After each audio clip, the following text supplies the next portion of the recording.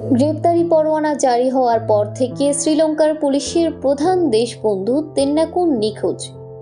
স্থানীয় সময় শুক্রবার থেকে তিনি নিখোঁজ। এক প্রতিবেদনে সংবাদ মাধ্যমে তামিল গার্ডিয়ান এই তথ্য জানায়। প্রতিবেদনে বলা হয়, একটি কুখ্যাত তল্লাশি অভিযান চলাকালে একজন কর্মকর্তাকে হত্যার ঘটনায় তার বিরুদ্ধে আদালত গ্রেপ্তারি পরোয়ানা জারি করেছে।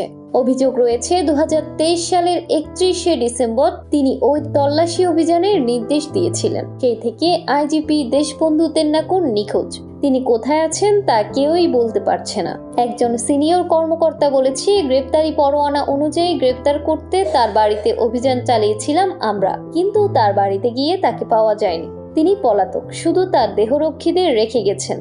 তিনি আরো বলেন, 53 বছর বয়সী তেন্নাকুনের বিরুদ্ধে বিদেশি সফরে নিষেধাজ্ঞা আরোপ করেছে আদালত, যাতে তিনি দেশ ছেড়ে যেতে না পারেন। উল্লেখ্য, আইজিপি কলম্বোর একটি পুলিশ ইউনিটকে নির্দেশ দিয়েছেন অবকাশ যাপনের শহর ওয়েলিগামায় একটি হোটেলে তল্লাশি চালাতে।